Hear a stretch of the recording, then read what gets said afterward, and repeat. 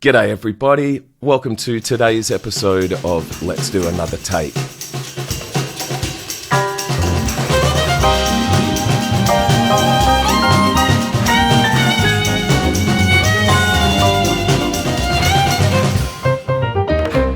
Today I'm speaking with one of my favourite human beings, Elfresh the Lion. Elfresh is an amazing producer, hip-hop artist. He is a great human being. He is a great friend, and we have spent hundreds of hours in the studio together making his first two records and a bunch of other singles as well. Elfresh has had a fantastic career so far, and he's just getting started. So sit back and relax and enjoy my chat with the absolutely amazing Elfresh the Lion. Welcome to the podcast. Thanks for joining me. Thanks, bro. It's good to be here in my room. Yeah. I wish you were in my room. I miss our times together hanging out. Yeah, for sure. So, what was the first record you ever bought? Oh man, that's a tough question. It's a tough question because I don't remember. There's two that come to mind. The first one that I can't remember which one was first. It was either a Silverchair album, which I was not expecting that. Yeah, which I don't even remember the name of the album, but I remember it had like neon lights on the cover, and it was either that or it was Craig David's first album. Nice. With the brown cover. I think the album was called... I know the single was Fill Me In. I can't remember if that's what the album was called as well. But is that the album that had 7 days on it? Yeah. Yeah, what a banger. Yeah. So it was either of those. I can't remember which one came first. It'll probably be whatever was released first. Yeah. Okay. And but those are the first did you two. buy them with your own money? No, I was too young at that point. I didn't have a job, so no, I didn't buy it with my own money. But it was either one of those because they were the first that I consciously chose with an independent mind. You know what I mean? Like it wasn't influenced by anybody else. It wasn't like people at school are listening to this and maybe I should buy this because like I want to also have this kind of thing. It was like I went to the store and I had a browse, or I know with the Craig David one, his music videos would come on video hits all the time at that point. Like he was just popping. So it was like I need to get his out like the album. So I kind of specifically went looking for it. That was the first one I specifically kind of as an album went looking for because I really liked it. So yeah, it was. Those are the first two that come to mind. It was probably some others, bro. It was probably like some other kid shit that I had back in the day, like the Wiggles or something. I don't know. Yeah. But my first album was an album called Chipmunk Punk. Yeah, nice. And it was basically they would just kind of record these covers of, so-called punk songs and then speed it up so they sounded like chipmunks. And I loved it so much. I was obsessed. I know I had the Pokemon mixtape, but Nice. I didn't buy it. I know I had it on tape, so I don't know how I got it. I don't know whether I ripped it off somewhere, but I had it on. I don't know how. I have no idea, bro. I couldn't tell you how I got it, but I had the Pokemon mixtape as a kid. That's unreal. And do you remember the first album or song that kind of really lit a fire inside you? Again, that's a tough question. And when you mean like fire inside me, like that kind of compelled me to want to make music, is that what you're kind of hinting at there? Yeah, I suppose, yeah. I mean, that probably makes it a lot easier. It was probably Tupac's Changes, which, you and I have spoken about a lot before. But yeah, I mean, that song really kind of stood out to me. It really moved me and just made me want to make music and tell my story through music. And I think it was just the passion in his vocal recordings and the combination of just the piano loop and just all of the elements in that just really was just a masterpiece for me, especially at that time as a teenager. So How old were it was you? that song. I reckon I would have been 13, 14. And it was that song that just was like, yeah, bro, like I don't know, I've often spoken about hip hop music, especially for me at that age, as being like a conversation. Like when I was listening to it, I didn't feel like I was just just this kind of observer. It kind of felt like I was participating in a conversation with the artist that I was listening to. And so that song probably started that kind of active participation in hip hop music for me. Did you rap along with it? Yeah, as much as I could. I mean, not initially, but yeah, eventually. Yeah. I also rapped along to the Pokemon mixtape, but... Was that freestyling? No. There was a song on there that was like a Pokemon rap. I want to hear that so bad. There was a song on there, bro. So I used to rap along to that long before I came in touch with like the hip hop music that would really form the foundation of my my love for the music. But I rapped along with changes for sure. So, do you recall when you first thought maybe this is something I can do? I don't recall it exactly, but I do remember just kind of becoming obsessed with making music at some point. It was almost like a switch was flicked, and I just became obsessed with wanting to write songs. And so I had no idea how to do it. No one taught me how to write music. I didn't know what a bar was. I didn't know any musical theory whatsoever. I had a good natural sense of rhythm, I think, but other than that, I didn't really know anything about music, and I just became obsessed with just wanting to write. And so I did. I just kind of handwritten notebooks I got stacks of from back in the day, and probably lost a whole bunch as well. And just then kind of struggled to find music to write to, so I just taught myself how to make beats and became obsessed with that process as well. What did you use at first to make beats? At first I used Fruity Loops, and again, I don't know how I even stumbled across like any of this stuff, because there was literally nobody in my circle that I talked to about this stuff. Like Amazing. Literally no one, bro. Like and Fruity Loops I just stumbled across and just figured out how to just make beats on that. And then I moved from that to Reason.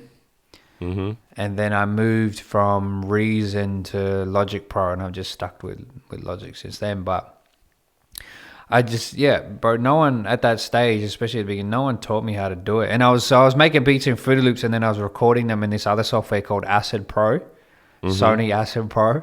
And all of these I just had cracked versions of, bro. Like I just downloaded them and figured out how to crack them, and so I didn't have to pay for them.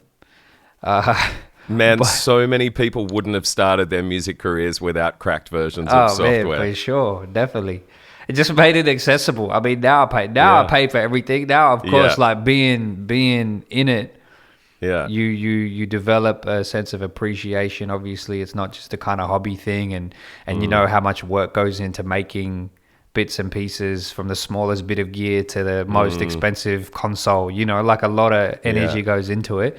So you appreciate that and respect it. So it's part of the process as well. It's like you save up money and you like favorite that plugin or that software, or you eye out that piece of gear, you wait for it to go on sale, and then you spend money on it. But back there I didn't know what I was doing, what I was getting into. It was just like, oh, this is cool, and then using a demo, and the demo stops you when you're like, oh, that's annoying, so you figure out how to crack it. Nice. Do you remember the first time you recorded something and listened back to it and went, holy shit, this is actually really good? I lost you for a bit. Say that again. Oh yeah, sorry. You froze a bit as well. Do you remember the first time that you recorded something and listened back to it and went, holy shit, this is really good? No, because like the first shit that I listened to was really like that I listened back to really sucked. So Right. and I hated listening to my voice, and I don't think that's uncommon with people who are starting out. But I remember recording stuff and listening back to it and be like, oh man, that's cringe. And not even just from a standpoint of like technically it's cringeworthy, but just the sound of my voice, that kind of that jarring effect that a lot of people have when they first hear them. So I definitely had that. But then you kind of get over it, and then after a while, as you kind of get better and better and you understand the recording process a little bit, and you understand kind of just how to mix a little bit or how to make it sound cool, and then you start feeling it a bit more. I think I started to really develop confidence in what I was creating in high school when I started to show some more people what I was doing, and people would compliment it, and I'd get a lot of good feedback. And I remember and I've spoken about this a lot before in a variety of different places, but I had a high school teacher. His name's Anthony, but back then Mr. Zallo, and he really kind of believed in me. And the school had set up a studio when I was in like year 12, I think, or was setting up a studio room, and he invited me to come in super early before school started. So I'd be at school like 7:30 in the morning, and we'd go into the studio and just record, and he'd teach me how to, like, what mixing was, like how to do this, how to do that. And he actually spent a lot of time on a lot of those recordings, just kind of mixing them. Amazing. And he didn't have to do that, but that gave me a lot of confidence, you know, when someone like him was doing that, and it just kind of made me feel good that this was really cool. And I also remember the first time I went to a professional recording studio, and I don't even know how I found it, bro, but it was for this song competition. I can't remember which one it was, but I had a song that I wrote with a mate in high school called Dreams, and he was a singer, piano player. He was a big Alicia Keys fan, so he actually introduced me to Alicia Keys' work. Nice. And he loved playing piano in that style. So I had this beat, I had this song called Dreams, and he played the piano on it. I think it's called Dreams anyway, but that's what I can remember of it. And you don't have it on a hard drive somewhere? No, I don't have any of this stuff anymore. Does that make you sad? I want to hear it. I want to be able to hear it. But would he have it? I doubt it. I really doubt it. But we wrote and recorded this song, and then wrote and recorded this as a demo, and then I booked a professional studio, and I think I just like Googled it or something. My mum might have even found it. I don't even know how we found it, bro. But I remember my mum driving us there, and we sat in, and then we recorded vocals and put all the parts down, and the guy gave us I want to say he mixed it. I mean, because I didn't do anything to the song after it. I just can't remember. But he might have even done like a quick mix or something and gave it to me. And here I was thinking it was finished. And I submitted that to the competition. We didn't win, but I don't even remember what it was. But I remember the first time being in the studio, and just that engineer, whoever he was, I don't even remember his name. But he was like, man, this is like really good. Like, what else do you have? You know, like, have you got other songs? I was like, bro, I got like 60 or 70 songs or something. And he was like, what? And I was like, I have a lot of songs, you know. Wow. He was like, okay. And I was like, cool. And he was like, man, if you ever want to record again, come in, blah, blah. And I was like, oh, sweet. But I was like, man, I don't want to pay for it. I just do it myself. But I just needed something professional for this competition, you know. Like, yeah. But I think those two kind of come back. Those two memories come to mind when I just think of, developing a confidence in what I was doing. And starting to believe that I could make good songs. That's unreal. I don't know if we ever talked about an article that I read probably in the mid-90s, and it was a lady in New York that worked with underprivileged kids, and she said the one difference between the kids that made it and the ones that didn't was they all had someone who wasn't a parent that made them feel special. And it sounds like that teacher sure held that role. Yeah, he was big for me. Like I've spoken about him a lot, like just here and there whenever that I've had the opportunity to talk about it because, yeah, I mean he made a huge difference to me at that point. And I think that's the thing. Like I think we all remember the one teacher that really believed in us if we had one, and the one that didn't believe in us. You know, like everyone has the teacher they hate and the teacher they love. Yeah. But I'll always be grateful to him and just the whole music faculty because they really just gave me the opportunity to explore my creativity in a way that was that sat outside the music syllabus at the time. Like they just gave me every opportunity to participate in school, making music the way I knew how, and not then judge me based on how the curriculum wanted me to be judged, whether it was if I could play an instrument and play a cover song and I couldn't do any of that. I just didn't have the interest in it. So I could play the guitar a little bit, I could play the keys a little bit, but I just didn't have the interest to want to learn how to play other people's songs. I was more interested in, once I built up a competency enough to be able to put it into the computer, that was enough for me. And then I would just kind of become obsessed with making my own music. But yeah, my whole music faculty just really encouraged that. Have you ever reached out to him or tried to find him? Yeah. We mates on Facebook, bro. He likes all my stuff here and there when it pops up. I bet he does. Every time I see it, it just gives me a smile.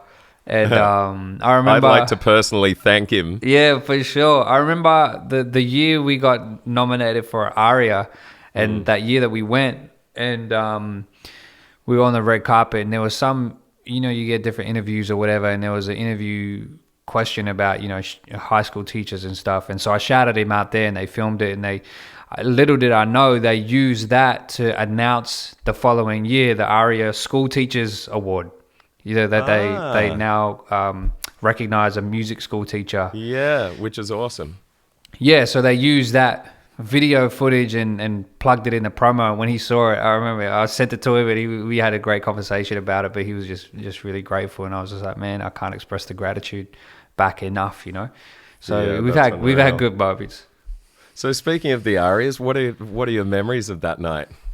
It was fun, bro. It was a fun experience just that first year. I've been since then, and I haven't had as fun of a time, but that first one when we got the nomination was fun, just to kind of be in the room and just the excitement, the energy. I hadn't been to it before. I hadn't been to many events where you get to walk on a red carpet. It was just a huge trip.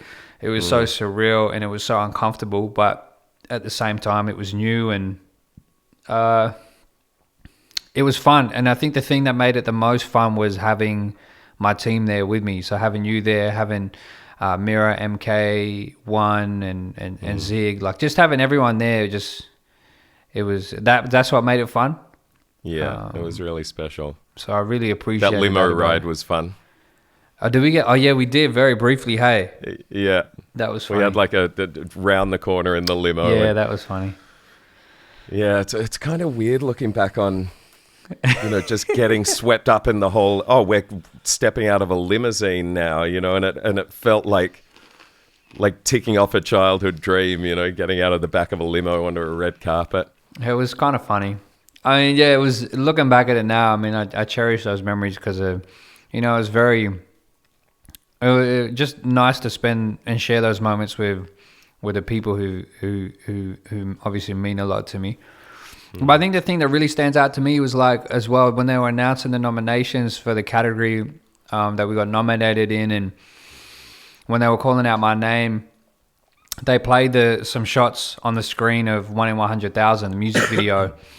And just to see, for those who haven't seen it and who are listening, it was really important in that music video for me to showcase just different parts of my cultural identity, the Sikh community identity, and this kind of the main protagonist in it. She's like the hero of the music video, and she's dressed in very traditional Sikh kind of outfit, and they flashed that up on the screen, and I thought that was just a really cool moment just to be represented like that. I had no idea they were going to do that or pull that either. So that was a real kind of proud moment for me. Do you remember, did you get nervous when they were about to announce it? Not really. I mean, my heart definitely did. skipped a beat when I heard my name, but I was like, "There's no way we're gonna win." But at the same time, it was just cool to kind of experience that moment. Why did you think there was no way that we were going to win? I know how these things go, bro. Please elaborate. I know how these things go, bro. I mean, we don't need the awards. You know what I mean? Like, Yeah. as an independent artist, we don't need the awards, bro. Major labels need the awards. You know, this is for them to pat themselves on the back. You know what I mean? Like, they need totally. it. So we don't need it. So if we don't need it, we aren't really fighting for it like that, like they will be. So I'm kind of saying a lot of political stuff here, but at the same time, for those who want to read into it, there's a lot of political stuff there. But yeah, look, it's just a great moment anyway. Like, I just really enjoyed the moment, and it was nice. It was fun. It was nice to have that acknowledgement, and it was fun. But like I said, we don't need it at the end of the day. But it was fun. Yeah, totally. It does weirdly appeal to the inner child that used to watch the ARIAs, right? Yeah. And go, oh, imagine one day if we're there. Yeah. And then you find yourself sitting there, and even though we didn't get the win, it was still, you know, it was one of the few moments that I allowed myself to think about the machine of the music industry. Yeah. Because I generally try and ignore it as much as possible. Yeah. So speaking of which, big question. What do you think of the music industry? Yeah, it's a really big question. And Yeah. it depends on how you think about it. You know, there's so many different ways to think about it. I think there's the usual conversation of how exhausting the music industry can be, and how it can kill people's passion for music, and it's very much, you know, business, and how that can really get tangled in with the creative process and really just deflate the fun and all that sort of stuff. But it just is. I think that's where I've come to at a point, is just to just be like, it is what it is, and like, you just got to make the most of whatever opportunities you can get. And it depends on what your goals are, you know, like as a creative person, as a songwriter, as an artist, as a producer, everyone's got different goals. And some people, depending on their goals, it means they have more of an engagement with the music industry side of things, and for others that might mean they have no engagement whatsoever with the music industry side of things. But everyone's experience is going to be different. I mean, me personally, I have no feelings either way about the music industry. I'm kind of at that point where, like, I think I've exhausted my emotions, my full range of emotions toward the music industry, but it's not that. I think I've just come to a place of acceptance of just like, this is what it is. And regardless of what it is, positive or negative, however people want to perceive it, it's not going to stop me from, there's nothing that can stop me from going where I want to go and doing what I want to do at the end of the day. I just don't give it that power anymore.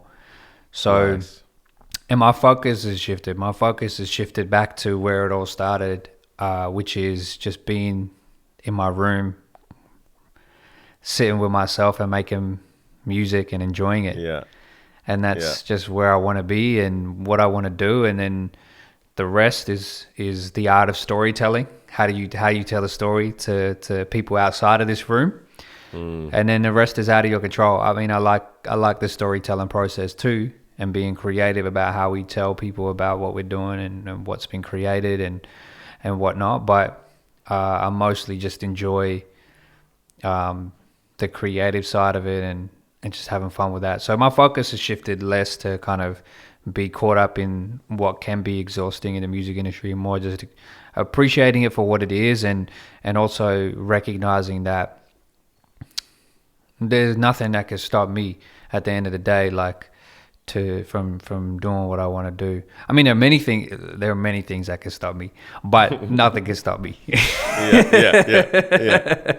Simultaneously. Yeah. So, if you look back at the kid that was mucking around with Fruity Loops, and compare that to you now, sitting there kind of knowing your tools a lot better, Do you love it as much now as ever? Yeah, man, for sure. Like, I feel like I lost it a little bit. And again, just ties back to your previous question of just being exhausted emotionally by the ups and downs of the music industry. But I'm definitely enjoying it. Like, just before jumping on a call with you here, like on this podcast, I've been working on a mix for a song that I've been trying to finish for the past little while, and just finalizing the mix, and like being so particular about trying to find this one little frequency in the vocal that's just been annoying me when I'm hearing back the mix. And but not being frustrated about it at all, you know, like, and not rushing it at all, but just like sitting there and like really like trying to find it, and then like slowly being like, is that it? Yeah, that's it. Okay. And then, is that too much? Is that too less? Is this taking energy out of it? Is this, no, that feels about right. And not rush it, and just having like, that's fun to me. You know what I mean? Like, that's as a producer, I know you get it, but that's fun to me. And so I've just been doing it. And my wife walks in and she's like, oh, what are you doing? Like, what's that? And I was trying to explain to her, can you hear that frequency? And I just like boosted the hell out of it. And she's like, oh yeah, I hear that. I'm like, yeah. And now if I bring it down to 0, like I can't, you might not be able to hear it, but I can hear it. So I'm explaining that process to her. Yeah. And just enjoying it, you know? Like, so I love that whole thing, because it's all new to me at the end of the day. Like, everything, like every song that you work on teaches you something new. Absolutely. And everything that there's no and this is something that we've spoken about a lot, especially in our sessions together. There's no formula. Like, you can't, like, the process that you use to create one song is not going to be the same process that you use for the next song. No matter how hard you want to stick to that formula, the song is going to twist your arm and be like, nah, I'm not going down that path. I'm taking you down this path. Yeah. And that's the same with like every step of the process of making a song, including a mix. And so I really am enjoying it so much, and I'm loving it, and just learning a lot as I go, and just really appreciating it. That's so great to hear. It's so great to hear. I remember back to when we released Survive. And we sent it off to Triple J. I don't know if I've told you this story, but I've told so many people this story because I find it a very fascinating insight into the creative brain and how we can self-sabotage. And we sent it off to Triple J, and they'd been flogging One, which was the first single. And they said, we're not going to put Survive on rotation yet. And I remember getting the call from Michael Crawley, my old label partner back at the time. He said they're not putting it on rotation. Have I told you this? Maybe. I want to hear. I have a story about this, but I want to hear your story. So I went into the studio and I listened to it. I put on Survive, and I went, oh, fuck! Those drums aren't nearly banging enough. That's why. And that the piano hook is just a bit lame. And I haven't mixed your vocals up enough. And by the end of listening to it, I went, it's no wonder they didn't put it on rotation. And then about 2 weeks later, I'm still in this little bit of a funk. They put it on high rotation and it exploded. And once everyone started latching onto that song, I listened to it again. I was like, this is unreal. The drums are fucking sweet. The piano hook's unreal. Your vocals are unreal. And the difference between people's perception created my own false perceptions. It's such a powerful thing, bro. And like, I've never heard you tell that story before, because my perspective, my perspective of that same story is so different. I remember that same conversation, like, hey, they're not adding it to rotation, and me being like, what the fuck? How the fuck can they not add this to fucking rotation? And having supreme confidence in how good the song was. Nice. And instead just blasting everyone I knew to like bump it on Triple J Unearthed, because I was like, we're going to force their hand right now. And so I was literally like, everyone who had engaged with my music in a passionate way, I was literally calling them. like text. I was finding firstly Yeah. if it was just online, people online, I would be like, hey, do you mind if I, grab your phone number so I can text you when new music comes out? And then it was like, cool. Do you mind if I give you a call just to chat about something I'm working on right now? And I was literally had a spreadsheet of like, I can't remember how many people, but I want to say 100 something people. And I was texting and calling every single one of them and being like, hey, look, I'm really passionate about this song. What do you think about it? And if they liked it, I'd be like, oh, do you mind having a listen on Triple J and leaving a review? Do you mind texting in and telling them to play it? A few different call to actions. And I was like, my whole mindset was like, nah, they're going to play it. They're going to add it. Like, they have to, because it's... You were right. Yeah. That was my mindset. I was like, nah, man, it's too good. Yeah. I think, I don't know, maybe it's because I believed in you so much and I felt such a responsibility to help you create the vision for your music. And when they didn't do it, I felt I'd let you down. Which is not the case at all.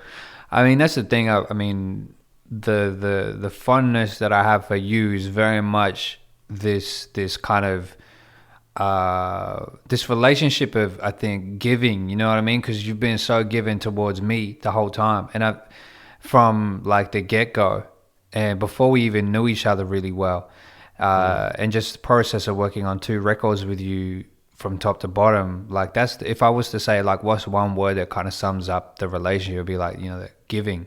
Because that's just kind of what that whole process has been. So like, I never felt like I was not getting your best. You know what I mean? Yeah. If anything, I felt like you were going above and beyond, and you were giving 110%, as cliche as that is, but like you never held back. And I think that's why we still have a close relationship even today, even if we're not seeing each other every day like we were back then when we were working on those 2 albums. I do miss those times. Yeah, I mean, freaking amazing. You know what I mean? And like, those are moments that I really, really appreciate because they definitely came about at really pivotal points in my life as well.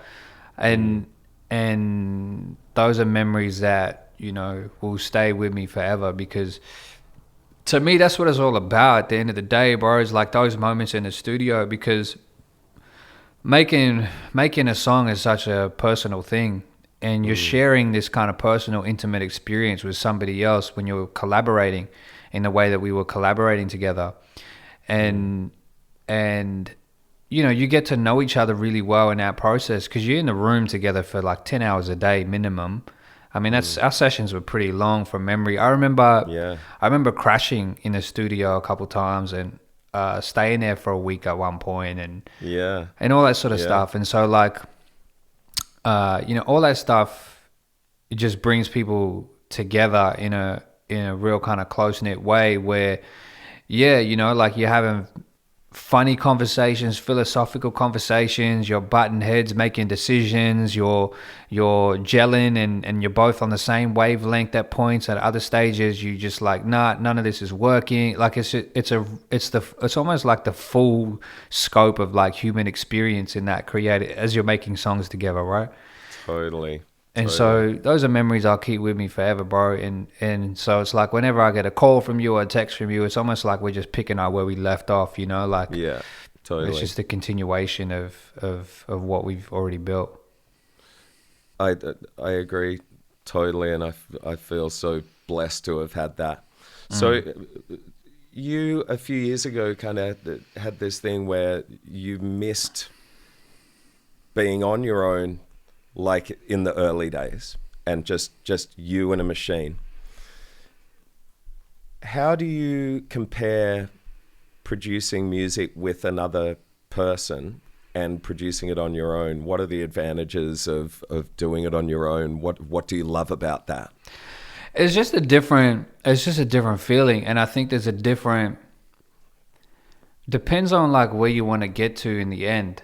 Like there are moments that call for, I feel, collaboration, and there are moments where I feel like I just need to take my time and figure out things.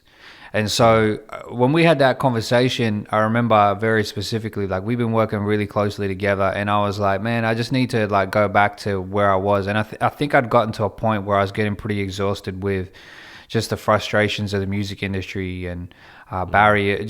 It's a big conversation, but just all of that kind of stuff that we touched on a little bit earlier. And I was losing the love for it, like the creative side of things. Like I was enjoying performing and stuff like that, but I was just really in my head about making music, and I needed to and I couldn't figure out what I wanted my sound to be. And I know that we had sessions, and we were pushing forward with a particular sound, and I had sessions with other people, and they were pushing me towards a different sound or trying to, you know, be like, this is a sound that I can hear you on. And I was like, I don't even know what I want to do. And so I was just like, I need to go back to just me. Like I need to just go back to enjoying it, because I'm not 100% enjoying it. Like I'm enjoying those moments when we're creating, whether I was in the studio with you or with someone else or whoever. Like I always enjoy it, but it wasn't making me feel whole. And so like I needed to just kind of stop and be like, let me figure this shit out. And I'm glad I did that, because it put me on a pathway to kind of learning a lot more, but also it just brought me back to simplifying things. I feel like sometimes we can overcomplicate the creative process as well. Like I would get into a space like at one point where I was like, bro, like my tracks aren't complicated enough. I need more layers and shit. And it's just like, bro, you don't need layers. Like every song's different. Like we've said, like there's a maturity and understanding that every song is different. And one track's gonna have fucking 60 layers and one track's gonna have 10. Like it doesn't matter at the end of the day, so long as it makes you feel what it is that you are intending for the listener to feel. And so I couldn't like really appreciate that until I brought it back with myself. So to go back to your kind of question, like there's pros and cons for both. Like if I'm working towards like a particular outcome, so for example, you know, the song I wrote with this for the Sydney Kings basketball team, so they brought me on board to write a song for their team, so that when their players come out to play at their home stadium, the song is playing. And they gave me a brief, and there was a time, it was like a 2-week turnaround. They needed a finished song. Right. And I love basketball, so like the song was already done in my head, but I know I can't work that fast by myself.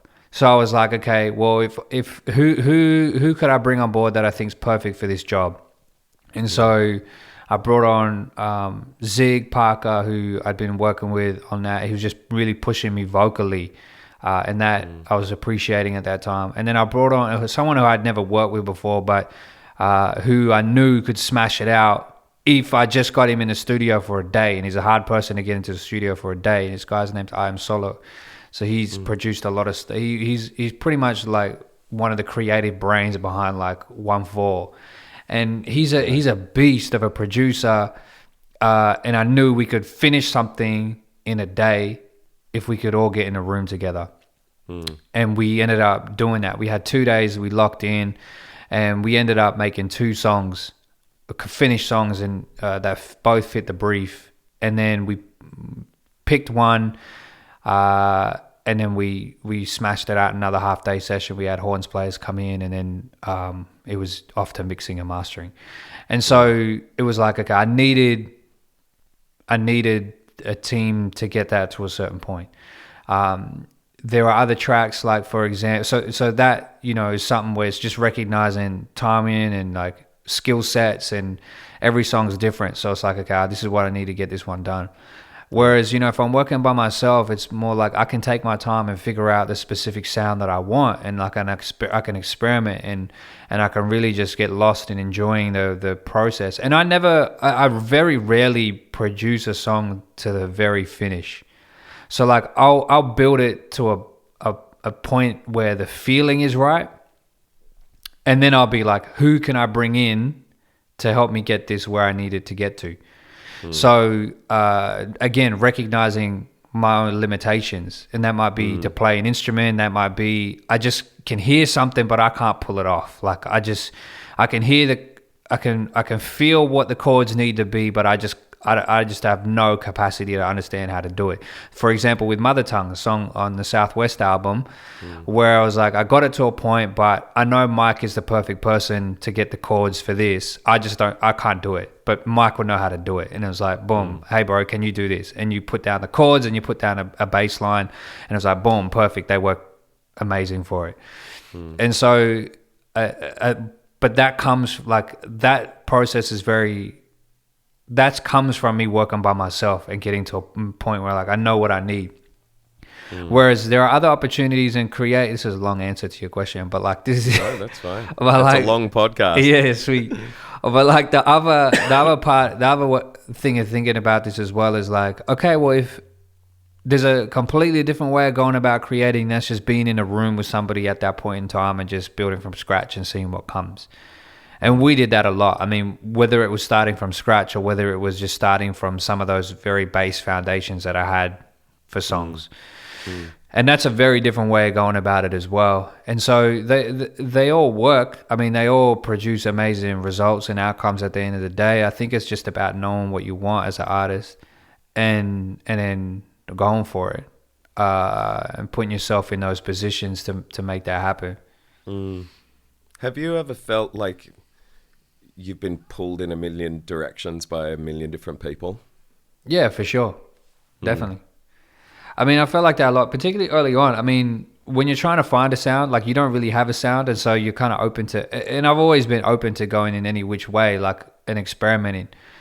But then you also get to a point in knowing like, you know, like I want to explore this very specific thing right now.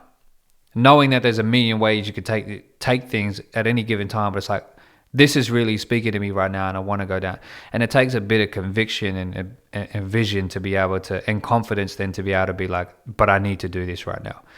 Yeah. And that's not an easy place to get to, but and that's not just with the creative process, that's also with then how you release music, who you choose to partner up with to do that, which songs you pick, to what story you tell, like what opportunities you say yes to or no to, who's a part of your live team, who's not a part of your live team, what shows do you do, so you know, everyone has an opinion about everything. And that's not to say those opinions are wrong. They're valid. Every opinion is valid. It's just that person's perspective. But at the end of the day, it's like, as the driving kind of artist behind it all, it's like, okay, well, what do I see and what do I want? And how do I go about doing it? And taking on board all of those opinions, because they can be useful as well. But just recognizing that, well, it's like that Bruce Lee thing, you know, like, I was just about to say. Yeah. You say the quote. You say the Bruce Lee quote. Well, I'm pretty sure he said, absorb what is useful and reject what is useless. Exactly. I used to have about 20 Bruce Lee posters on my bedroom wall, as you know, when I was a kid. Yeah. But it's so true. I mean, you listen to everything and take on board what works for you and reject what doesn't. Yeah, for sure. Have you ever got to a point where you even vaguely contemplated getting out of the music game? Yes. Yeah, for sure. And again, it was just the exhausting nature of like trying to pursue this as a professional artist and wanting to make a living off it and not kind of getting the results that I felt like I wanted to get. A lot of it had to do with like seeking external validation and all that sort of stuff that we touched on before, or not getting the validation that I felt like I deserved. And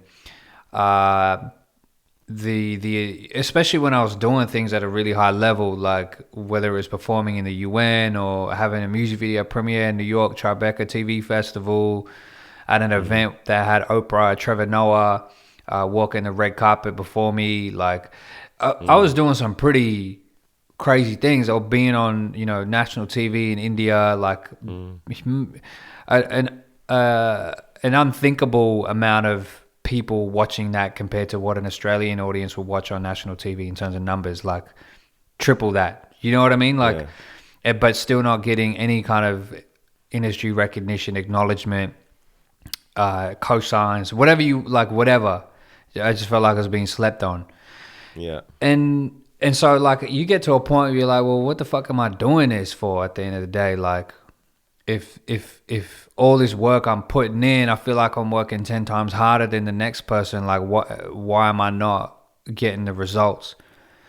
But then it's like, it's exhausting, bro. Like I had to get to a point and just realize and appreciate, like, bro, all that shit's out of my control, and like I can think about it and ponder on it for ages, but what for? Like it just becomes toxic within me. Like it festers within me and makes me an angry and a bitter person, and that's not who I want to be.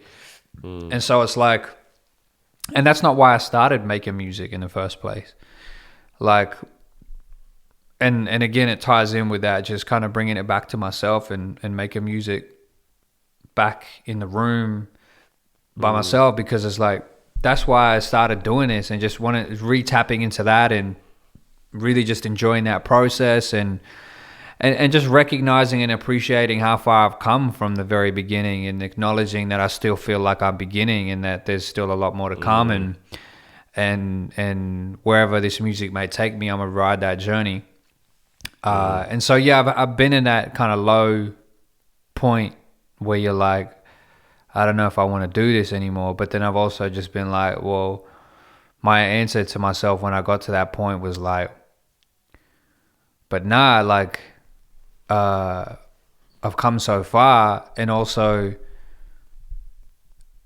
you know, I'm at this point because of all of these kind of toxic kind of emotions I'm feeling within me, and that's not who I am. And so just learning to let those go and being like, this is not what it's about for me, and everything just kind of shift and change after that.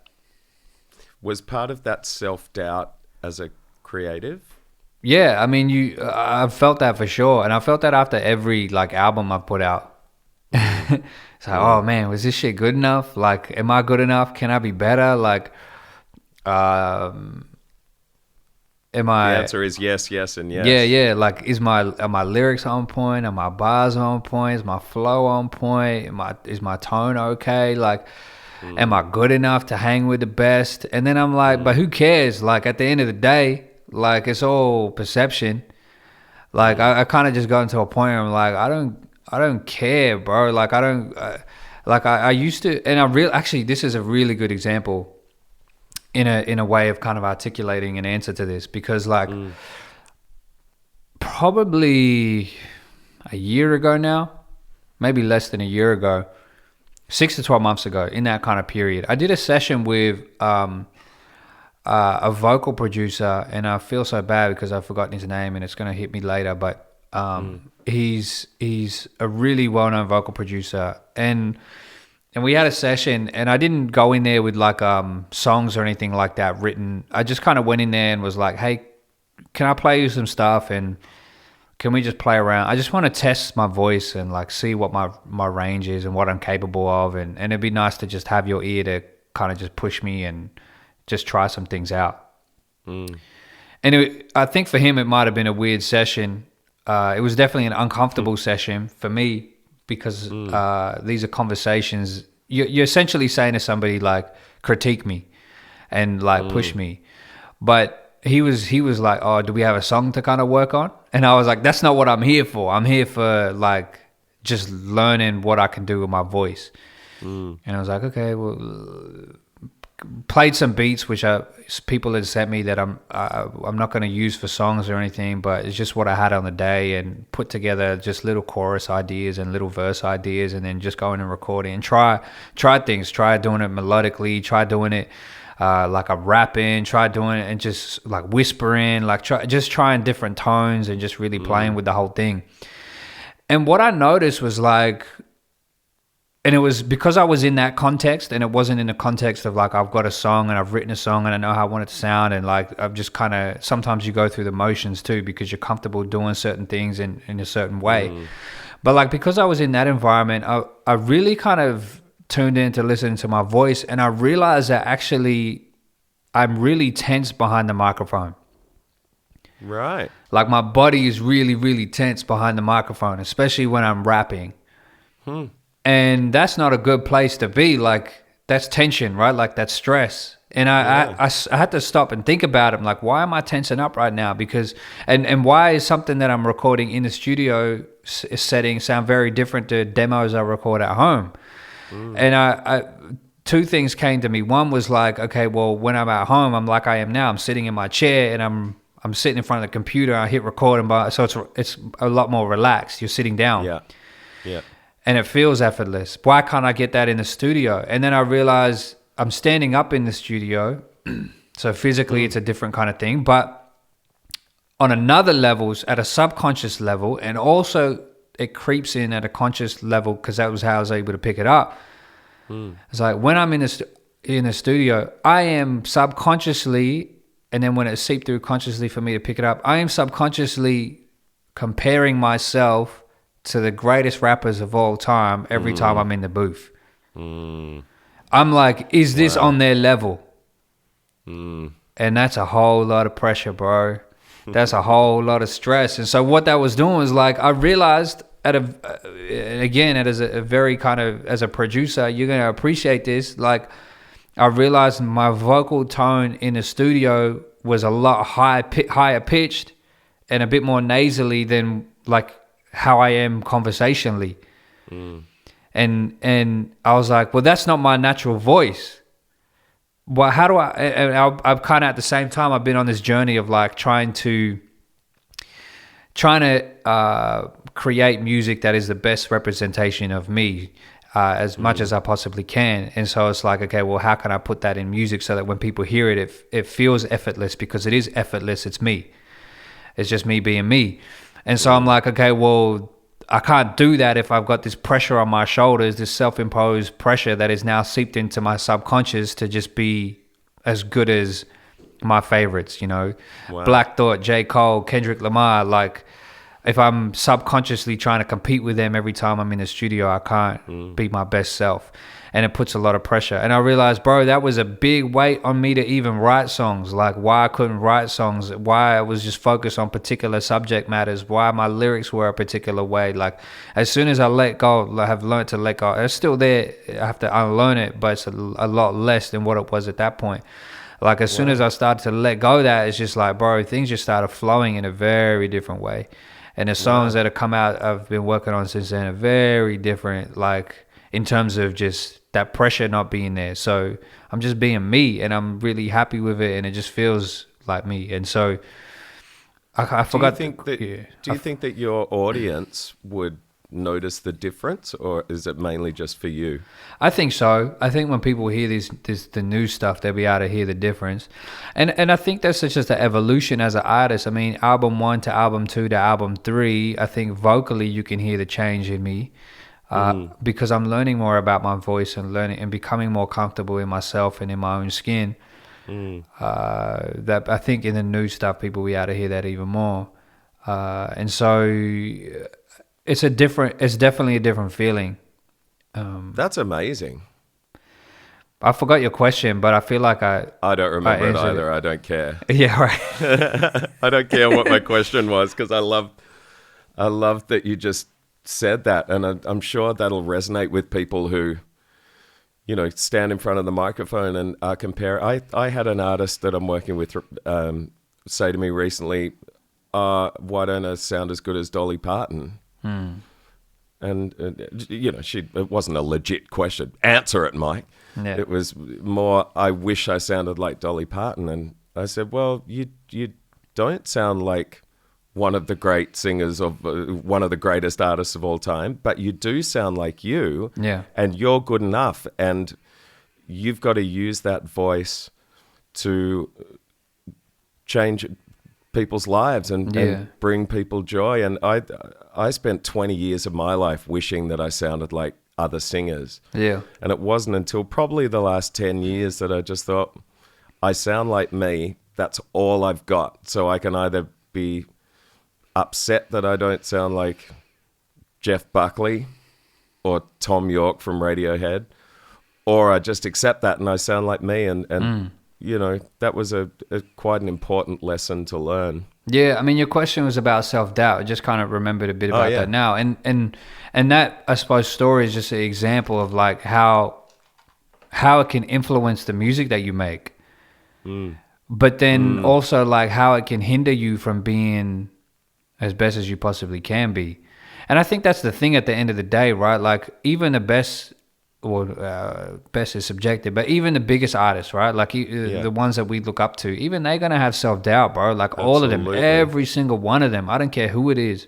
I don't care like if they project an aura of resolute confidence that can't be broken. That's bullshit. Like that's just their character. But like everyone has it. Absolutely. And even fucking Kanye West has it. The person who's probably epitomizes from the outside looking in as someone who has supreme confidence. I'm sure he has self-doubt too. He'd probably have a lot of it. Yeah, so I think everyone has it, bro. Like everyone has it. And so I think you hit the nail on the head when what you were talking about there is like, you can't be anybody else. Like I can't be anybody else, but I can be me. And it's like the perceptions that we have of people based on what I suppose what they've achieved, or what in our eyes they've achieved, and they're icons and they're the biggest, whatever. End of the day, like that's really bullshit. Like it doesn't make anything. There's no difference between us. You know what I mean? In terms of like at the end of the day, if we're two human beings standing next to each other, and so like you've achieved amazing things, and like credit, power, respect to you. Like that's phenomenal, and it's a testament to like humanity's ability to kind of achieve pinnacles by being the best versions of themselves. Like if anything, instead of comparing ourselves, we should be like inspired by that, which we are, but not fall into the trap of comparing ourselves, because it's like, well, they've shown us through their examples what's possible if we allow ourselves to be as best as we possibly can be. And that's not to then say we're going to have the same level of success and reach the same kind of opportunities that they reached, or whatever. Whatever is there for us is going to be there for us, but that's just as valid and just as important.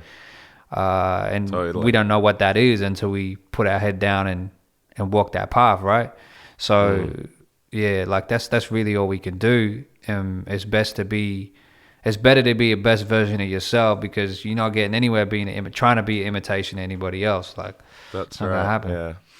So what about the flip side of that? What about all the people that tell you you're incredible? I'm one of them. And the part of you that, you know, sits back and goes, I'm the shit, every now and then. How do you process that part of yourself?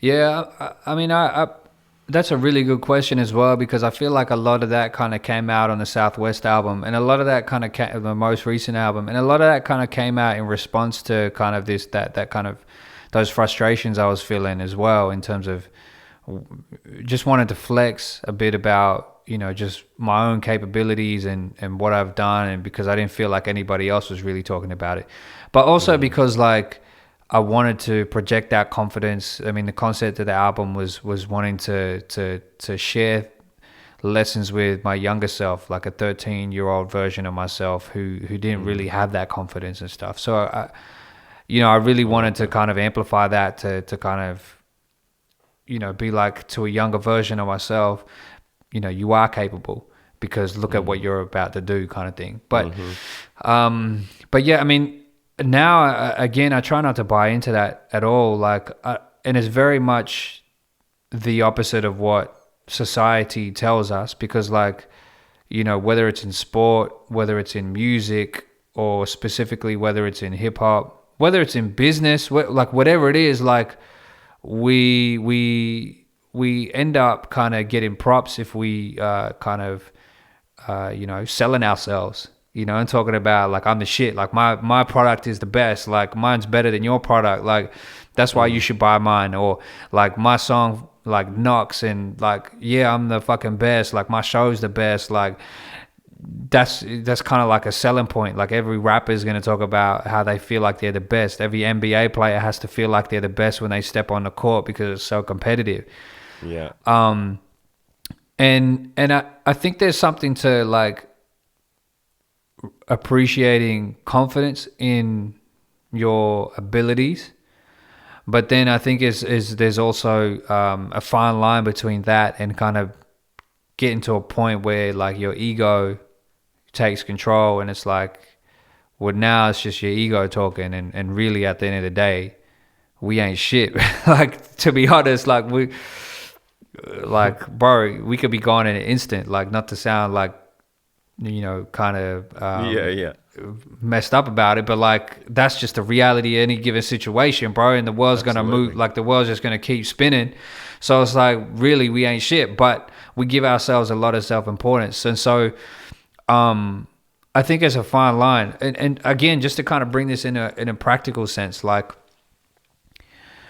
I feel like where I'm at now, I spend less time creating music than when I started. So, when you start, it's very much about just making music and enjoying that. And I feel like as deep as I am into my career, a lot more time is spent on managing the business side of things and trying to manifest opportunities or create opportunities, and doing other work here and there, and maybe working less on things that you want to do, but doing things to fit certain briefs and all that sort of stuff, because you're getting paid, and that's how you kind of make a living of it.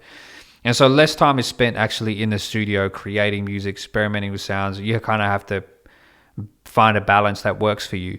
But overall, I would say you spend less time in there. And so what I feel like I've gotten to a place where it's like, I feel like I've had enough experiences in music where I should be confident walking into any studio to be able to make a song on that day, and be confident that I'm going to get something out of the day. And that might not be a finished song, but I'm going to get something out of it. And just to accept that process. And when I say get something out of it, that might be I might get 5 different vibes and ideas which never amount to a finished song, but that's still something. Or even just one idea, and I get stuck on that, and again, that might not amount to something, but it's still something. And so, I have some sort of confidence that I'm going to be able to do that. So when I walk into a room with, whether it's a producer like yourself or some other producers, or whether it's in my home studio, it's like, okay, well, I know I have a limited time to create right now, but I do this. Let's get it, and let's see what happens.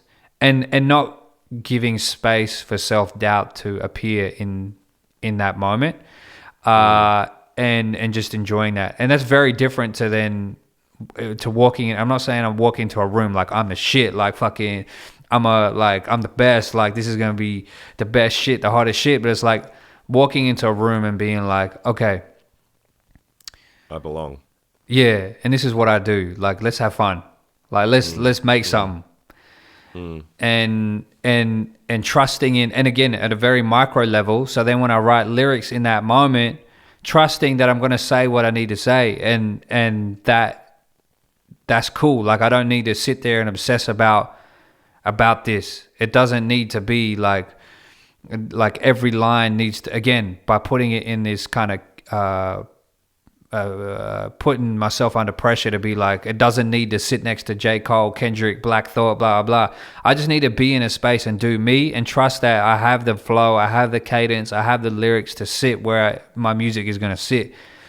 As soon as I let go of that, then I can kind of just create whatever I want, and that's when the creativity comes. Like, and it's fun in that moment. And so, yeah, it's a fine line. I try not to get into that place of anymore. Sorry. Yeah. I'm pushing you into that place by asking you. No. It's an important question. It's a very important question. There's kind of another facet to it that it's not just about ego. It's also about acknowledgement of gifts, right? And in the same way that, Michael Jordan, I've read recently that he said, the reason I succeeded is because I failed more than everyone else. I just kept on doing it and kept on failing. But at some point, Michael Jordan has to sit back and go, if I wasn't born Michael Jordan, all of the work, I wouldn't have ended up in this position. And so for someone like you, and me with my musical gifts, is there a healthy way of, expressing gratitude for what you do well? Oh, for sure. And I think for me, it's just acknowledging that, none of this is by my control.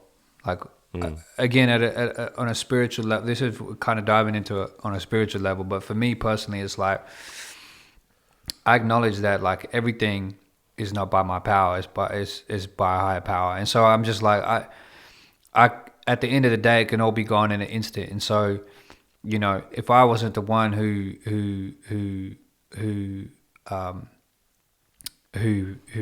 made this happen, or who's in control of this, then how can I get egotistical about it? Yeah. So I was like, I'm kind of in that place. It's like, well, really, this is all just a blessing, and I need to, in order to be appreciative of that, let me work hard at it. Let me be grateful for it. Let me work hard at it. Let me continue on it. Let me improve in my preparation of how I go about things. Let me just day by day learn something new, work on something, just get better at something. Or maybe let me rest today because I'm burnt out. I need to chill for a moment. Like,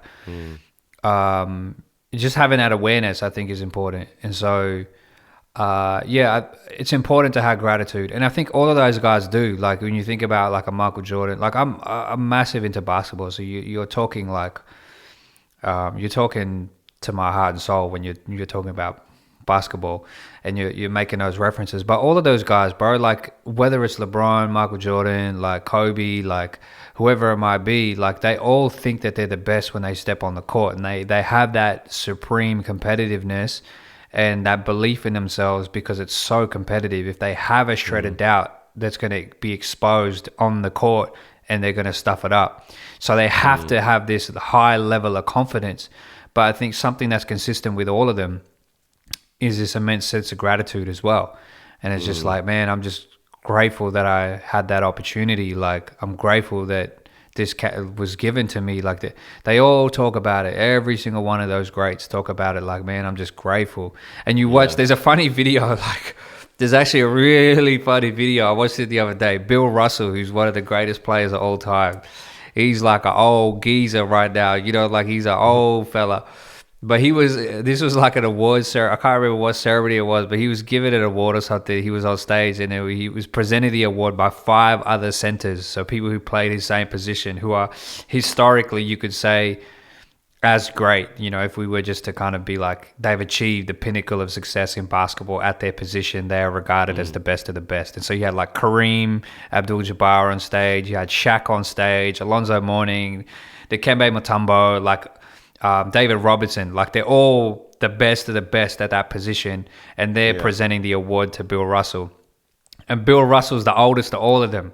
And Bill just looks at them, and he points at all of them. He's like, I could whoop all your asses. Like, I could beat all of you. You know what I mean? Like, I could take on all of you. But then he was like, afterwards, he was like, but I'm so like grateful and honored to have been given this award by you guys, because you guys are the best of the best, Wow, and that's it's just this amazing 30 seconds of like, you see that balance, yeah.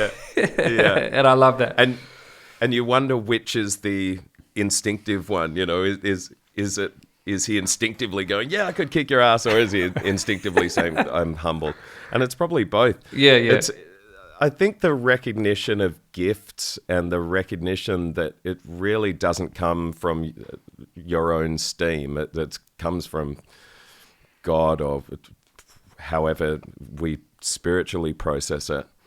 That's where the humility comes about, because you can acknowledge it. If you don't acknowledge that you're gifted at something, you're kind of throwing it away in a way. Yeah, I mean, I was thinking, it's funny we're having this conversation. I mean, I was thinking about it today, like, in the context of just wanting to be ready. So, I mean, like, I say that because, like I said, I feel like I'm just getting started in my music career, and I feel like there's a lot more out there for me. And occasionally, working from home most of the time, my wife also works from home most of the time, and so like I've been really inconsistent with like exercise and just being healthy and all that sort of stuff. And on days where I'm not feeling motivated to exercise or whatever, she'll be like, oh, but you know, if the best opportunity or the opportunity you've been waiting for your whole life comes to you tomorrow, will you be ready for that opportunity? Wow. To kind of motivate me to be like, oh shit, I better jump on that treadmill or something, you know? And I'm like, she said that to me once, and I was like, I kind of just brushed it off. And then the second time she said it to me, I was like, no, she's right. Like, what if my manager called me and was like, hey bro, like we got to jump, we got a flight booked and we're going to, I don't know, like flying to LA, Dr. Dre wants you in the studio tomorrow, like, or, you know, you got a performance opportunity in 2 weeks time, like it's just popped up, like we need to go, like this is a big moment, like will you be ready? And I was like, no, actually I won't be. And so I was thinking about that a lot today. It was just like that gratitude as well. It's like, it is a sense of gratitude. It's like, well, you can't take it for granted, like like to have an ability to be able to do this and make music and for me personally to be living a professional career in music for the past 6 years, like to be making a living off of this, like where I haven't had to work another job, like of making music that I want to make, like, and performing and all that sort of stuff. And so out of respect for that, it's like, well, yeah, no, I need to put in more work here. I need to be ready mentally, physically, and just really kind of commit to that part of the process as well, because you never know what's going to happen, what's going to be around the corner. You just kind of have to be as ready as you can be. And so, yeah, I was thinking about that a lot today, actually. I love that. What a brilliant piece of advice from Mumpreet. That's amazing. Yeah. That's amazing. Yeah. So you've, as you hinted at before, you performed at the UN. You've done all sorts of big gigs, played to millions and millions of people on Indian television. Google have commissioned you to write a song for their Creators for Change program. You performed at the same event as Elton John, my first musical Oh, wait, hero. I got to show you something. Hold on, while we're here, because I got to hang this up. Hold on 1 sec. Ooh. I'm pretty sure this is going to be a photo of him and Elton John, and it's going to make me very, very jealous. Ooh. Nice. Look at the bottom and look kind of like sick. Halfway down. That's so good. Hey. I thought it was going to be a photo of the two of you.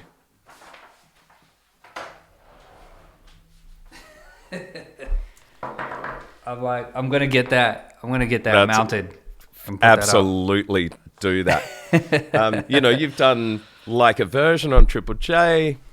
You've done a lot of pretty, high level stuff. Do you feel like a success? Yeah, man, because like I bought a house off of this shit. You know what I mean? Like that's a beautiful thing. And yeah, like I have to appreciate that as much as I'm like, and I think that's a human thing to always just be wanting more. Like, there's more out there. It's like, there's more to do, there's more to achieve and all that sort of stuff. And it's like, I think that'll never end. Like that hunger will never end for anybody. But at the same time, it's like, I'm just kind of appreciative of what I've been able to do and the opportunities I've had. And it's been some pretty unreal stuff. Like, to like shake Elton John's hand and have a very brief conversation with him was awesome. And to be in a UN building and walk in the same building where some of the biggest decisions in the world get made, and it's pretty surreal, bro. Like, you're just thinking about some of this stuff, and I'm just very, very grateful to have had those opportunities to do that stuff. And yeah, I'm very much kind of just looking forward to what's going to come next. Because like I said, bro, I just feel like I'm getting started. Like, That's as unreal. much as all this stuff has happened, and these are amazing opportunities and things I'll always kind of cherish and remember. But yeah, I feel like there's still more to come. Did you get super nervous at any of these things? Yeah, at some of these things for sure. I mean, the UN one's interesting because it's like you're performing in a building where people don't usually perform. So it was very like, those kind of settings are always weird. Like I opened up for Nazim Hussain. He played a comedy show at the Enmore Theatre a month or two ago, and I played a song for him before he came out. And even though the Enmore's a music venue, like for a comedy show, it's set up very differently. And so like even that feels weird, you know what I mean? Like for this stuff that isn't like your usual thing, like that stuff feels you kind of, I get nervous about that because it's like I haven't done that before. Whereas, when it's a big show, like you feel a little bit nervous, but at the same time there's a sense of trust in your preparation and in your team, and you kind of know what's going to happen from start to finish for the most part. There's always going to be things you can't predict, but there's a comfort that comes from doing that. But some of this stuff is like, you definitely get nervous for some of this stuff for sure. I get really nervous performing like on TV or radio. I get my fingers start shaking, and as a piano player, that's less than ideal. yeah, for sure. What makes a great album? Oh, that's an awesome question, bro. And I think my answer to that is like an album that can really just transport you to a different time and place. Like an album that makes you just feel like you're in their world, in the artist's world. I think that makes a great album. And that's very personal for me because like the best albums for me are the ones that I can play from start to finish and fall asleep to. And I don't say that from a sense of like they're boring, but from a sense of like a sense of comfort. Like I can, it's very rare these days where I can find an album that holds my interest and sparks my imagination in such a way that I can just put my headphones on and lie down and listen to it from start to finish and get lost in this world and then, sometimes doze off or fall asleep. And there's a sense of comfort that comes with it. So often when I'm on tour, like, there are a couple of albums where if I just feel like I just need to zone out for a bit and I'm on a plane or whatever, or I'm in a car and I just need to put headphones on, and I'll do that. I'll play the record, put my headphones on, and just close my eyes and get lost in that world, and sometimes fall asleep. And those are the best records for me. Nice. I think I may have asked you this in the past, just for fun, but I can't remember if I have and what your answer was if I did. You're a massive sports fan, as am I. In your life, when you think about the dreams that you've had, do you dream more about standing on stage at Wembley and performing to 100,000 people? Or do you dream more about taking the 3-point shot after the buzzer or hitting the winning runs in a, World Cup final, or scoring the winning goal in a World Cup final? Obviously, you've done that to me in FIFA. But do you dream more about is the magic moment a sporting thing or is it a musical thing? It used to be a sporting thing. It's not anymore. And I think I've had it's definitely a music thing now. Like I have had things I would love to do. The one on my list that's been there since I was 21 is to play a headline show, sold out headline show at the Enmore Theatre. And that came about because like I opened for Nas at 21 at the Enmore Theatre. It was the last show on that tour, and just watching him perform, one of my favorites perform, and it came at such a pivotal point for me. I just turned 21, and just standing inside a stage and just watching that and feeling that was just it was really surreal. And so I was like, from that point, I was like, man, I want to do this one day. Like, and that was a moment where I was like, I want to make this my career. Like, I want to do this for a living. It's a real pivotal moment for me. So I'd love to kind of get to a point where I can play a sold out hometown Enmore show. and that's definitely a goal that I have. I mean, I had that vision. I mean, I've had opportunities where my love for sport and music have just merged, and like We the Kings. yeah, like We the Kings, the Sydney Kings. But even before that, like playing at AFL games and playing at NRL games, and that stuff's really cool. But the peak was the basketball, the merge, the fusion of basketball and music, and doing it at a level where I'm representing my city and the hometown team, and just not just writing that song, but performing that song to a record-breaking NBL crowd at Kudos Bank Arena. Like, I mean, I've dreamt about moments like that, and I got a moment like that, and it was exactly as I dreamt it would be. And wow, that's so great. It was mind-blowing, and it went so quick but so slow at the same time. Like, it just felt like real amazing. So those moments, I look forward more to those moments now, like just the music ones, because I'm like, I really enjoy being on stage and being able to perform like that, and just have those opportunities. So I've outgrown my sporting aspirations. I haven't. I still think the only sporting aspiration I played in the Sydney Kings celebrity basketball game this year. And nice. So I got very limited court time and very little time touching the ball, but I hope I get called back next year. I just want to put on a show. Yeah, that'd be unreal. Make that happen. Yeah. I'd probably pull my Achilles these days.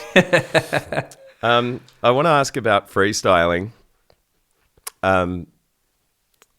How do you silence the internal critic?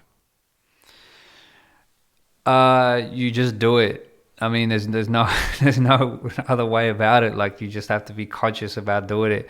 I think it starts with a level of awareness. So it begins with an understanding of self-doubt, like recognizing that you have self-doubt, and a level of awareness to really zone in and listen to what's going through your head. And then very consciously putting those thoughts to the side for a moment. It's very much a meditative thing, right? Like, it's like a meditative technique called noting. It's like when you have like a negative thought, or you have an anxious thought or something like that pops up, and instead of trying to like crush it and like squash it, and it's just like a light thing of like, oh yeah, I can see it, I can hear it, whatever, and then just letting it float away, like just not giving it weight or power. Right. And you kind of have to, so that's a level of awareness. I kind of feel like it's the same process with like writing a song or freestyling. It's like you kind of just have to silence not silence it, but like I say, you kind of have to acknowledge it, but then just recognize that it just let it float past, and just be in the moment.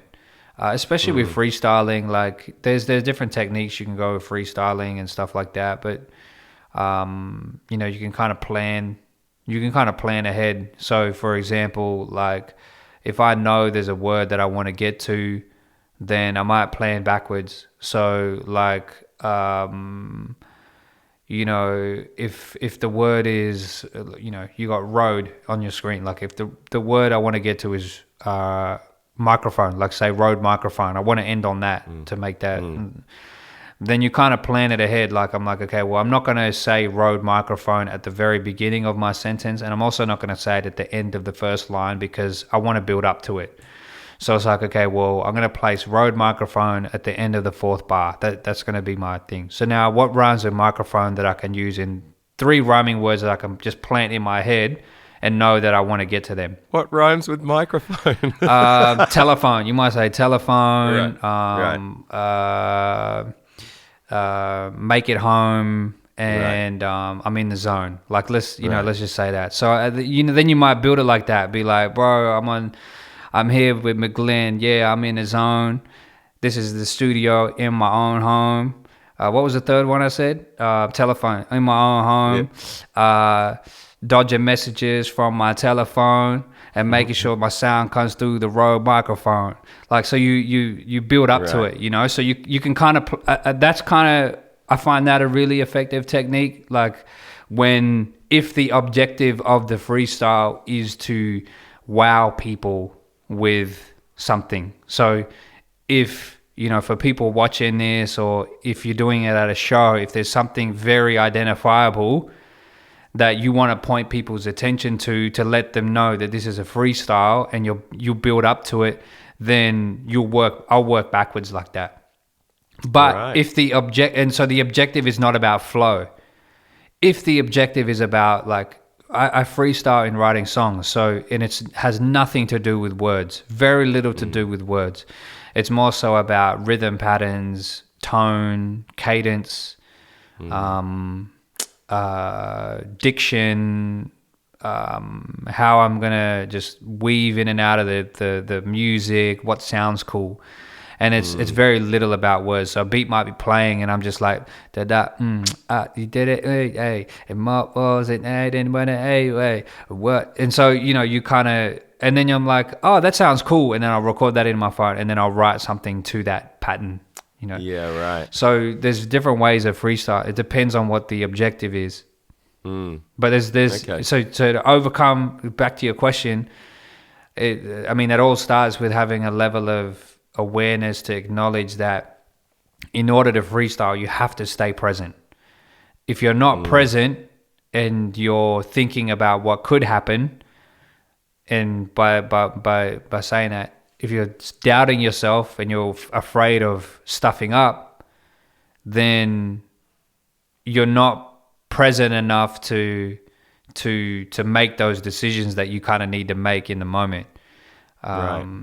And to be open to things that pop up, you know, like, because when you're freestyling at a show and people know you're freestyling, there might be things that pop up that you need to be like, your eyes need to just kind of open up and be like, vroom, your senses just kind of like supersets. You just kind of opens up. You go, your senses flared up. You're like, let me capture as much information as I can to make this moment even more special. What can I grab? That person's wearing a cool design on their shirt. Like, there's something cool that happened over there. Like, this object might be cool to highlight this, or something happened at the event earlier that I want to highlight, you know, like, and now let me work backwards. So I love the fact that you said stay present about 3 minutes after saying, I'm planning 4 bars ahead to meet.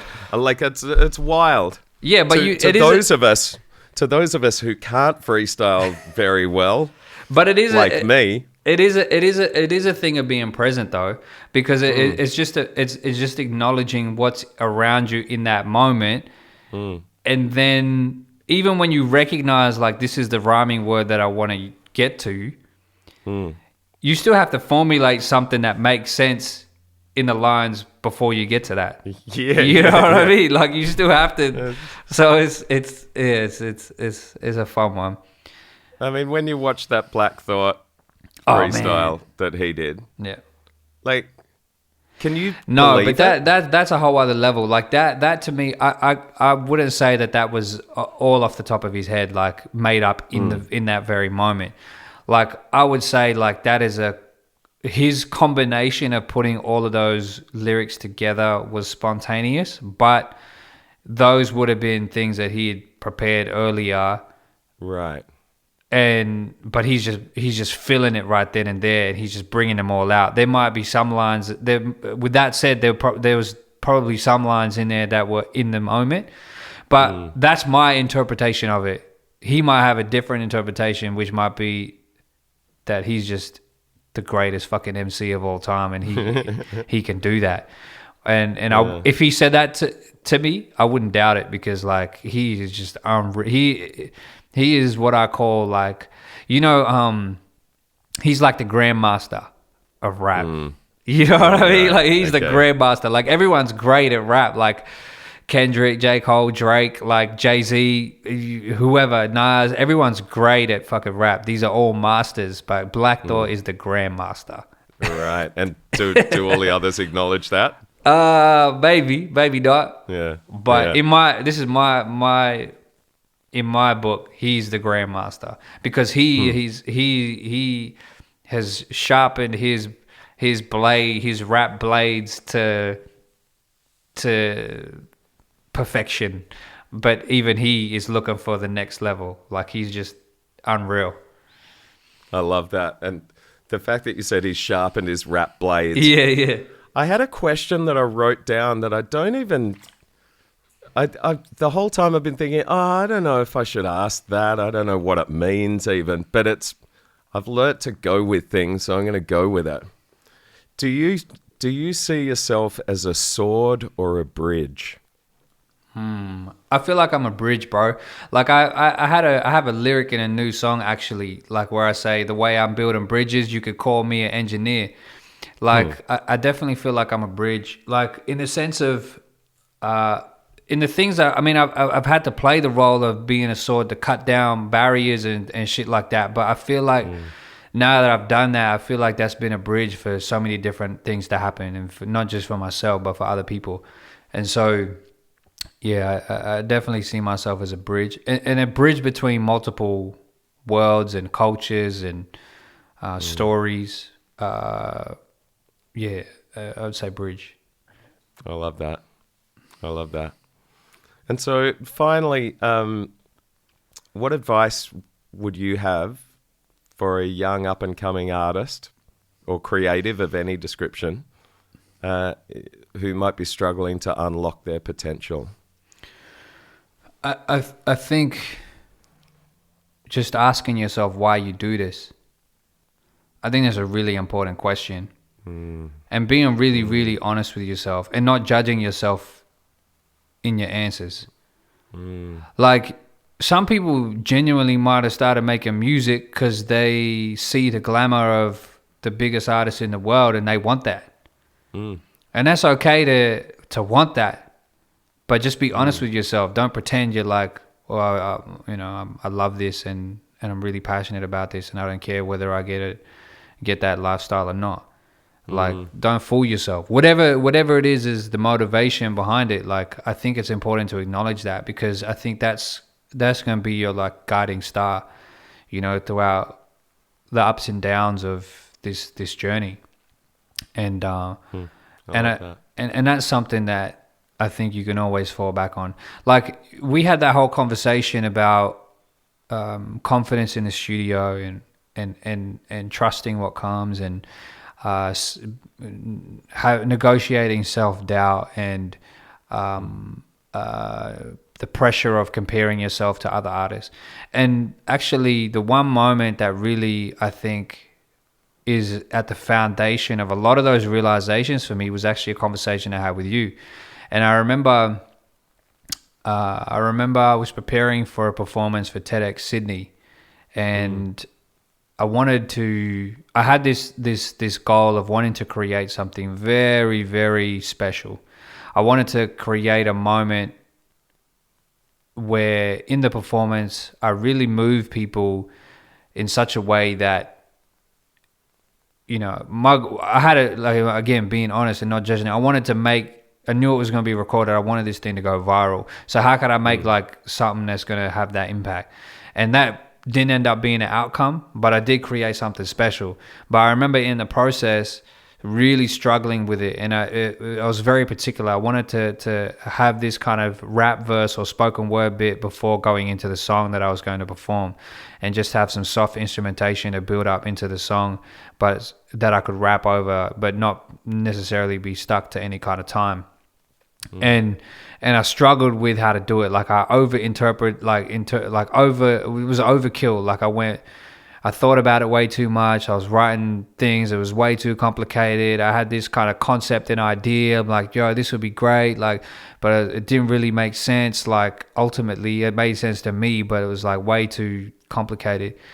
And I remember getting on a call with you at some point in that process, and we had this whole conversation, and I was like, bro, I'm like really struggling to like write. Like I just can't. It's not hitting how I want it to hit.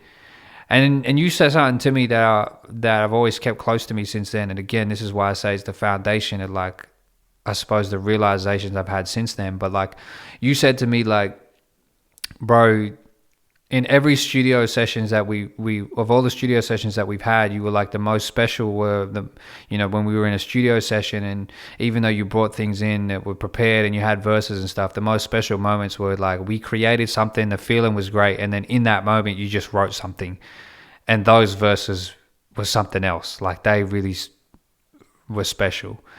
And so you were like, just trust in yourself, you know, just like listen to your heart and trust your heart. You said something like, listen to your heart and just trust what your heart says. And literally, I remember getting off the phone with you and sitting in front of my computer and being like, this is the sound where my heart speaks. And conversations with it when I can't sleep, reminding me of the fire that exists inside, to live for a purpose occupies my mind. And then this whole like verse came like just boom like that. And it was just unfiltered. It was raw. It was honest. It was just all of that kind of pressure I was imposing on myself, and all of the pressures that we'd spoken about just dissipated in that moment. And it was just like, let me just, what does my heart want to say right now? And boom, that's what it was. And it was this amazing, special moment. Like, and that verse for that performance became the first verse on a song on the Southwest album called Peace and Light, which is one of my personal favorites because of lyrically it's just so honest and so genuine and so emotive and just so raw, and it all started with that conversation. And so to go back to your question, it's like, well, you know, that those like why you do this, and like those kind of like asking yourself that question and being honest with yourself, like in moments where you get stuck like that, those are questions that you can pull back up, reflect on them, and just remind yourself and ground yourself in why it is that you do what you do, and that'll never steer you wrong. I love that. That's great. Thank you for joining me on the podcast. It's been such a bloody treat for me, as it always is talking with you, but just to be able to do it in this forum is really special. Yeah, much love, bro. Likewise, man.